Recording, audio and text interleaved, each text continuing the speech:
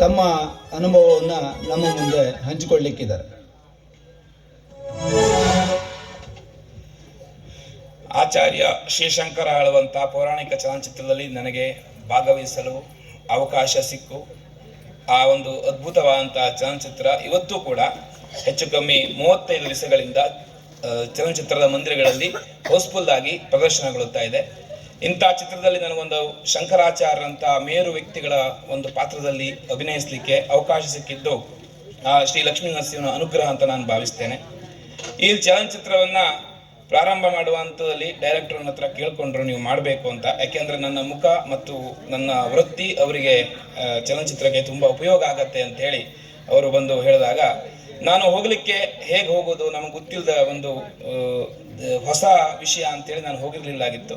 ಅಂತಹ ಸಂದರ್ಭದಲ್ಲಿ ನನಗೆ ಹೋಗಲಿಕ್ಕೆ ಪ್ರೋತ್ಸಾಹ ಕೊಟ್ಟು ನನ್ನ ಕೂದಲನ್ನು ತೆಗೆಸಿ ಸ್ಕ್ರೀನ್ ಟೆಸ್ಟ್ಗೆ ಅವಕಾಶ ಮಾಡಬೇಕು ಅಂತೇಳಿ ಸ್ವತಃ ಪ್ರಕಾಶ್ ಹೆಗಡೆ ಅವರು ಊರಿಂದ ಬೆಂಗಳೂರಿಗೆ ಬಂದು ನನ್ನನ್ನು ಸ್ಕ್ರೀನ್ ಟೆಸ್ಟಿಗೆ ತಗೊಂಡು ಹೋದರು. ಪ್ರಕಾಶ್ ಹೆಗಡೆ ಅವರು ಮತ್ತು ನನ್ನ ಧರ್ಮಪತ್ನಿ. ಆ ಸ್ಕ್ರೀನ್ ಟೆಸ್ಟ್ ಆಗಿ ನಾನು ಸಿಲೆಕ್ಟ್ ಆದಾಗ ಈ ಚಲನಚಿತ್ರಕ್ಕೆ ಅವರು ಆಯ್ಕೆ ಆಗಿದ್ದು ಆ ರೀತಿಯಾಗಿ ಹೀಗೆ ಮುಂದುವರೆದು ಚಲನಚಿತ್ರ ಇವತ್ತು ರಿಲೀಸ್ ಆಗಿದೆ.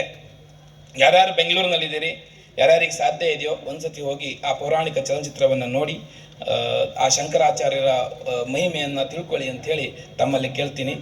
ಎಲ್ಲರಿಗೂ ಕೂಡ ಧನ್ಯವಾದ. ನನಗೆ ಸನ್ಮಾನ ಮಾಡಿಸಿದಂಥ ಸನ್ಮಾನಕ್ಕೆ ಕರೆದು ಸನ್ಮಾನ ಮಾಡಿದಂಥ ಎಲ್ಲ ಜಿ ಆರ್ ಹೆಗಡೆಯವರು ಮತ್ತು ಅವರ ತಂಡದವರಿಗೆ ಎಲ್ಲರಿಗೂ ಕೂಡ ಪೂರ್ವಕವಾದಂಥ ಧನ್ಯವಾದವನ್ನು ತಿಳಿಸ್ತೇನೆ.